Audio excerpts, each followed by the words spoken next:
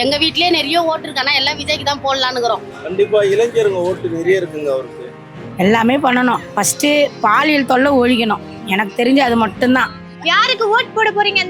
விஜய்க்கு தான் ஓட்டு போடுறோம். பசங்க அடிக்கிறாங்க, ஊசி போடுறாங்க, மாத்திரை போடுறாங்க. இந்த நடைமுறையில அவர் எடுத்துடணும். ஜெயிக்க விட்டா விஜய் ஜெயிச்சிருவாரு. ஆனா ஜெயிக்க விடாம இருக்கிறாங்க. எங்க வீட்டுல இருக்கிற எல்லாரும் ஓட்டும் விஜய்க்கு தான். நானும் அவரை செல்லு தான் ஒட்டி வச்சுக்கிறேன். ஆனா அந்த எலெக்ஷன் முடிகிற வரைக்கும் ஓட்ட சொல்லிக்கிறாங்க பேப்பரு. இருக்கட்டும், நாங்க அவரே கழிச்சுன்னு எப்படி ஒரு வாட்டி இவர் என்ன செய்யறாருன்னு எங்களுக்கு பாக்குறோம். அதிகமாவே இருக்கு பெண்களோட ஆதரவு. இல்ல இது புது கட்சியா இருக்குது. நான் எப்ப கொஞ்சம் இவரு என்ன பண்றாரு பாக்கலாம். இதெல்லாம் பண்றது இல்ல, ஓட்டுக்காக மட்டும் வராங்க. அவங்க ஜெயிச்சிட்டாங்கன்னா அதுக்கப்புறம் இந்த இடத்தையே வர மாட்டாங்க. 5 வருஷம் கழிச்சு தான் வராங்க. விஜய் பெரம்பூர்ல ஜெயிக்கிறதுக்கான வாய்ப்புகள் இருக்கா? அதிகமாவே இருக்கு. எங்களை மாதிரி எல்லாருமே கண்டிப்பா விஜய்க்கு தான் ஓட்டு போடுவோம். அதிகமாவே இருக்கு பெண்களோட ஆதரவு. ஓகே, ஆனா இருந்தாலும் பிற கட்சிகள் இருக்கு, அதை தாண்டியா விஜய் அவர்களுக்கு ஓட்டு போட போறாங்க. புது மாற்றத்துக்காக எல்லாம் எதிர்பார்ப்போட இருக்காங்க. ஒரு ரவுடிசம், ஒரு பாலியல் தொல்லை, அப்புறம் நிறைய வேலை வாய்ப்பு, அதுக்கப்புறம் எப்படி சொல்றது, நிறைய கவர்மெண்ட் சலுகை எங்களுக்கெல்லாம் நிறைய பேர் கிடைக்காமே போகுது. ஒரு சொந்த வீடு வேணும். இதுக்காகலாம் கண்டிப்பா விஜய் ஜெயிப்பார். எப்படி சொல்றீங்க? எல்லாரும் மக்கள் ஓட்டை பத்தி தான் சொல்றோம். ஒரு வாய்ப்பு கொடுத்து பார்க்கலான்னு தான். எல்லாருக்கும் இப்போ ஒரு வாய்ப்பு தானே, அந்த மாதிரி கொடுக்க வேண்டியதா. புதுசா ஒரு வாய்ப்பு. சிஎம் ஆயிடுவாரா விஜய்? ஆகணும்னு ஒரு ஆசை தான். ஆகட்டுமே. எல்லாமே பண்ணணும். ஃபர்ஸ்ட் பாலியல் தொல்லை ஒழிக்கணும். எனக்கு தெரிஞ்சு அது மட்டும்தான். மற்றபடி வேற எதனாலும் யாருக்கும் எந்த இதுவும் கிடையாது. இதை ஒழிச்சிட்டாங்கன்னா கொஞ்சம் நல்லா இருக்கும். ஏன்னா எல்லாருமே பொம்பளை பசங்க அதிகம். நல்ல பொம்பளை பசங்க தான், கெட்ட பொம்பளை பசங்க இருக்குது. இருந்தாலும் ஒரு பயம்தான். விஜய் செய்யணும்னு ஒரு நம்பிக்கை, அவ்வளோதான். செய்யணும். எத்தனை ஓட்டு இருக்கு? எங்கள் வீட்டில் 4 ஓட்டு இருக்கு. ஜெயிப்பார் தான். எல்லாருக்கும் நல்லது செஞ்சா ஜெயிப்பார், அவ்வளோதான். எல்லாருக்கும் நல்ல இல்லாதவங்களுக்கு செய்யணும், இருக்கிறவங்களுக்கு செய்யக்கூடாது. எவ்வளோ பேர் இல்லாதவங்க இருக்கிறாங்க, அவங்க ஜெயிக்கட்டும். ஆனா ஆல்ரெடி நிறைய கட்சிகள் இருக்கே, அந்த இடத்துல விஜய் ஜெயிப்பாரா? அதாவது என்னன்னு தெரியல. ஆனால் ஜெயிச்சு ஆகணும். ஜெயிச்சா செய்வாங்க, இல்லைன்னா இதுதான். எல்லாம் இல்லாதவங்களுக்கு செஞ்சுட்டு போட்டோமா, இருக்கிறவங்களுக்கு செய்தாலும் எவ்வளோ பேர் இல்லாதவங்க கஷ்டப்படுறாங்க. அதோட இந்த ஒயின் ஷாப்பை மூட வேண்டியது, அவ்வளோதான். இதுதான் முக்கியம், வேற எதுவும் கிடையாது. சரி.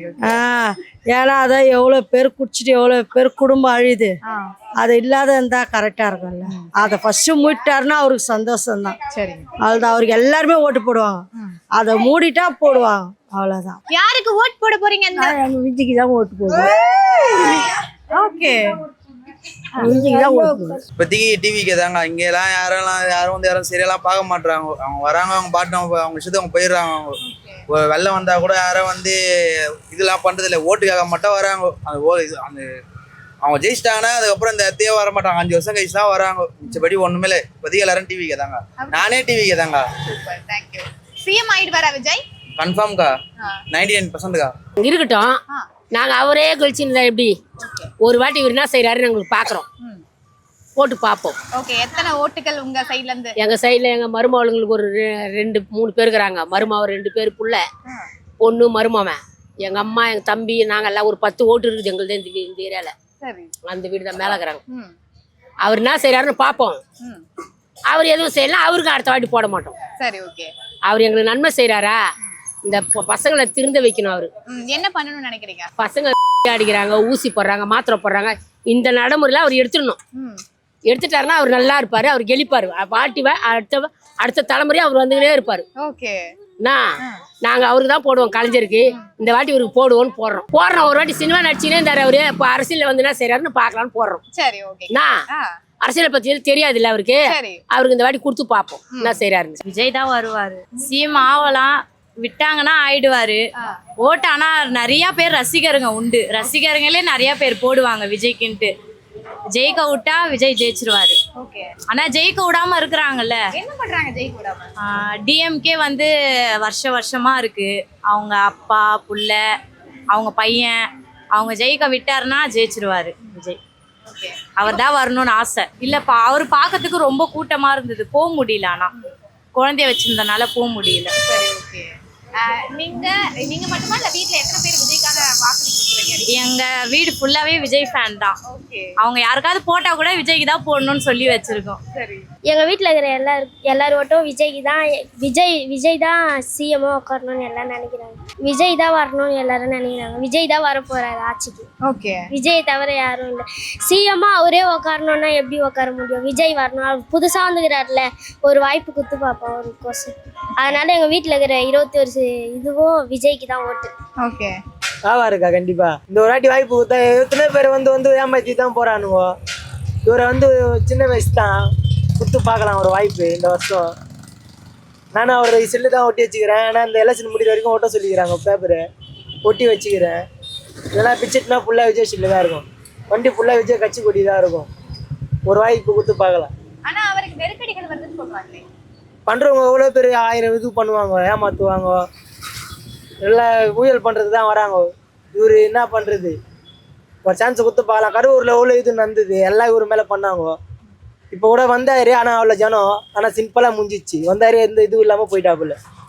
இந்தா போதும், ஒரு வாய்ப்பு கொடுத்து பார்க்கலாம். நிறைய வாய்ப்பு இருக்கு, ஒரு மாற்றத்தை வரலாம். விஜய்க்கு ஒரு இது கொடுத்து பார்க்கலாம். அவர் செய்வார்ல, எவ்வளோ பார்த்துருக்காரு, பார்க்கட்டும். ஒரு வாய்ப்பு கொடுக்கலாம், விஜய்க்கு கொடுக்கலாம். வாய்ப்பு இருக்குது, நிறைய வாய்ப்பு இருக்குது. இளைஞருக்கு வாய்ப்பு. இப்போ எங்கள் வீட்லேயே நிறைய ஓட்டு இருக்கு, ஆனால் எல்லாம் விஜய்க்கு தான் போடலான்னுக்கிறோம். சரி. ஓகே. நாங்கள் எல்லாமே வேற இதுதான், ஆனால் விஜய்க்கு போடலான்னுங்கிற ஒரு மாற்றத்தை கொண்டு வரலான்னு இருக்கோம். இல்லை மாற்றம் வரட்டும், நிறைய மாற்றம் வரட்டும். எங்கள் லைஃப்லேயே நிறைய நடந்திருக்குது, எதுவுமே வரல. நிறைய விஷயத்தால ஒரு மாற்றம் வரட்டும், பார்க்கலாம். அவர் செய்யறாரு, அவருக்கு ஒரு வாய்ப்பு கொடுக்கலாம், ஒரு சான்ஸ் கொடுக்கலாம். ஓகே. இந்த முறை உங்களுடைய ஓட்டு வந்து விஜய் தான். கன்ஃபார்மாக இருக்குது. அவர் வர்றதுக்கு வாய்ப்பு 100% இருக்குது. ஏன்னா நம்ம எம்எல்ஏ சரியாக செய்யல சொல்லிட்டு பொதுமக்கள் பேசிக்கிறாங்க. அதனால் இப்போ விஜய் நிற்கிறதால ஒரு சிஎம் மாரி இப்போ அவர் நிற்கிறது. எங்க ஜெயிச்சிருவாரு, சிஎம் ஆகிறதுக்கான வாய்ப்புகள் இருக்கா? கன்ஃபார்மாக இருக்குது. ஏன்னா எல்லாத்துலையும் பேசுகிறாங்க. நான் ஆட்டோ ஓட்டுறேன், அங்கங்கே சவாரி வருவாங்க, எல்லா ஊர்லேருந்து வராங்கல்ல. வரும்போது கேட்கும்போது இந்த தொழில் அந்த தொழில் இந்த எம்எல்ஏ செய்யல, எட்டி பார்க்கல, செய்யல. ஒன்று இந்த இப்போ ஸ்டேஜில் காட்டுறாங்க. ஓட்டு கேட்க போகிறத இப்போ வரீங்கன்னா அப்போ ஏன் வரல சொல்லி கேட்குறாங்க. இதுக்கப்புறம் வராதிங்க, ஓட்டு நாங்கள் மாற்ற போட வரோம், புது மாற்றம் நாங்கள் எதிர்பார்க்க சொல்லிட்டு நிறைய பேர் சொல்கிறாங்க. புது மாற்றம் பார்ப்போம், அவர் வராரா வரலையோ, நான் செய்கிறாரா செய்யல, ஒரே சப்போஸ் வந்தாருன்னா செய்வார், செய்கிறா இல்லையா, அல்ல அவங்கள போலதானே ஒரு ஆள் சொல்லி பார்க்கணும் எதிர்பார்க்குறாங்க மக்கள். அம்மா இருக்கும்போது தான் ஏடிஎம்கே, எம்ஜிஆர் அம்மா நான் இருக்கிற கட்சியாலே அவங்க திட்டிடுறாங்க. அப்போ ஒன்றா தான் அவங்க ஏடிஎம்கே டிஎம்கே. இப்போ விஜய் என்ன சொல்லுறாரு, 2 கட்சின்றாரு.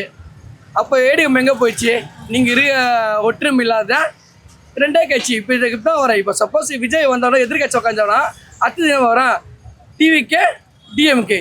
எப்படிதான் கண்டிப்பாக ஜெயிப்பாருக்கா எங்கள் அண்ணன். எப்படி சொல்றீங்க? கண்டிப்பாக எங்கள் தொகுதியில் நிறைய செய்கிறாரு, எல்லாமே செய்வார். ஐயோ எங்கேபி நகர் தாண்டி அங்கே ஈபி ஆண்ட வந்தார், வந்து பிரச்சாரம் பண்ணார். எவ்வளோ ஜனம், நாங்கள் எவ்வளோ பேர் நின்று பார்த்துன்னு இருந்தோம், வீடியோ எடுத்தோம், எவ்வளோ கேமரா, எவ்வளோ பேட்டி கொடுத்தோம். நாங்கள் எங்கள் அண்ணன் வருவார் கண்டிப்பாக. சிஎம் ஆயிடுவாரா விஜய்? கண்டிப்பாக சிஎம் ஆவாருக்கா. விஜய் தம்பிக்கு தான் போடுவோம், விசில் சின்னத்துக்கு தான் போடுவோம். அப்படியா? ஆனா ஆல்ரெடி டிஎம்கே இருக்காங்க, ஏடிஎம்கே இருக்காங்க, இவங்களாம் தாண்டி எதுக்காக விஜய்? இல்லை, இது புது கட்சியாக இருக்குது. நான் இப்போ கொஞ்சம் இவர் என்ன பண்ணுறாரு பார்க்கலாம். புது மாற்றத்தை எடுத்துகிட்டு வரட்டும், ஒரு வாய்ப்பு கொடுக்க வாய்ப்பு கொடுக்குறது. ஓகே. உங்க வீட்ல எத்தனை ஓட்டு? எங்கள் வீட்டில் 2 பேர், 2 ஓட்டு இருக்கு. கண்டிப்பாக இளைஞருங்க ஓட்டு நிறைய இருக்குங்க அவருக்கு. ஏன்னா அவர் இப்போ கூத்தாடின்றாங்க. அன்னைக்கு காலகட்டத்துக்கு எம்ஜிஆர் ஜெயலலிதா இவங்களாம் சினிப்பில் தான் ஒரு பெரிய சிஎம் ஆகியிருக்காங்க. ஜனத்துக்கு மத்தியில் நிறைய பேர் இருக்குது. இருந்தாலும் இந்த தவறுதலான பேஜில் அவங்க இருக்கக்கூடாது. சுதந்திரம் அடைஞ்சு 70 ஆண்டு காலத்தில் அதிமுகவும் திமுகவும் தான் மாற்றி ஆண்டிருக்காங்க.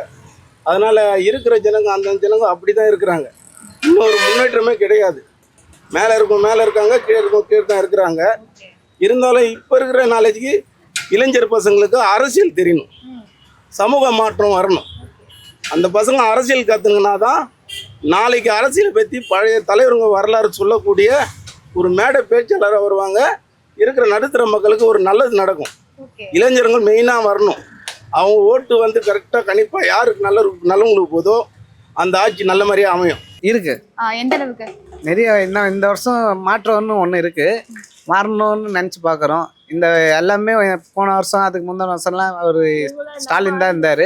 இந்த வருஷம் விஜய் சார் தான் வரணும்னு நினைக்கிறாங்க. ஓகே. ஆனா சிஎம் ஆகிறதுக்கான வாய்ப்புகள் இருக்கா? கன்ஃபார்ம் இருக்கு, கன்ஃபார்ம் வாய்ப்பு இருக்கு.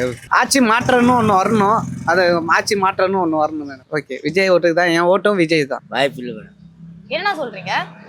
ஏற்கனவே ஏடிஎம்கே டிவிக்கு தாங்களா வர முடியாது. அவங்கெல்லாம் காசு கொடுப்பாங்க, ஓட்டுக்கு வந்து காசு கொடுப்பாங்க. ஓகே. காசு கொடுத்தாதான் அவருக்கு விஜய் அவர்கள் காசு கொடுக்க மாட்டாரு, அதனால வர மாட்டாருங்களா? காசு கொடுத்தாரா ஜெயிப்பாரு. ம். காசு கொடுக்க விஜயகாந்த் ஃபர்ஸ்ட் ஜெயிச்சாரு, ஜெயலலிதா மறைச்சாரு, அதோட காணாம போயிட்டாரு. அதுக்கப்புறம் ஜெயிக்க போயிட்டாரு. ஓகே. அப்போ இங்க யாரு வெற்றி பெறுவார்னு நினைக்கிறீங்க? ஏடிபி டிவி ரெண்டுல ஒன்று தான் ஜெயிக்கும். பாமக ஆமாக்கா. ஓகே, உங்களுக்கான வாய்ப்புகள் இருக்கா? இருக்கு மேடம். எந்த அளவுக்கு? ஏன்னா என்டிஏ கூட்டணியில இருக்காங்க. ம். ரெட்டலோட ஓட்டு எல்லாமே அவங்களுக்கு வரும். கண்டிப்பா அவங்க தான் வந்து இங்க வேட்பாளரா. ஓகே, ஆனா பெரும்பான்மையா இங்க நாங்க பார்க்கும்போது வந்து விசில் சின்னம் சொல்றாங்க, உதயசூரியன் சொல்றாங்க. அப்படின்னும் போது பாமகன்றது சின்னம் மாம்பழ சின்னமா இருக்கு. சோ அப்படின்னும் போது அவங்களோட சின்னம் இங்க வாய்ப்பு எடுபடுமா? இருக்கும் மேடம். ஏன்னா ஏடிஎம்கே ஓட்டு சப்போர்ட் எல்லாமே அதுக்கு அவங்களுக்கு தானே மேடம் இருக்கு. ஓகே, ஆனா யங்ஸ்டர்ஸோட ஓட்டு மோஸ்டா வந்து விஜய் அவர்களுக்கு இருக்குன்னு சொல்றாங்களே. அதெல்லாம் சும்மா அவங்க வந்து ஒரு நெரேட்டிவ் கிரியேட் பண்றாங்க. ஓகேங்களா? யங்ஸ்டர்ஸ் நிறைய பேர் வந்து இப்போ யோசிக்க ஆரம்பிச்சிட்டாங்க. டிவிகே எதனால வரணும்? டிவிகே வந்து அவர் ஒரு ஆக்டர். அவருக்கு வந்து மக்களை பத்தி தெரியாது. நடிக்க தெரிஞ்ச ஒரு ஆக்டர், அவ்வளவுதான். மக்களை பத்தி தெரிஞ்சவர் எடப்பாடியார் ஐயா இருக்காரு. அந்த 4 ஆண்டு நல்லா செஞ்சாரு. அவர் வந்தா திருப்பி நல்லா செய்வார்.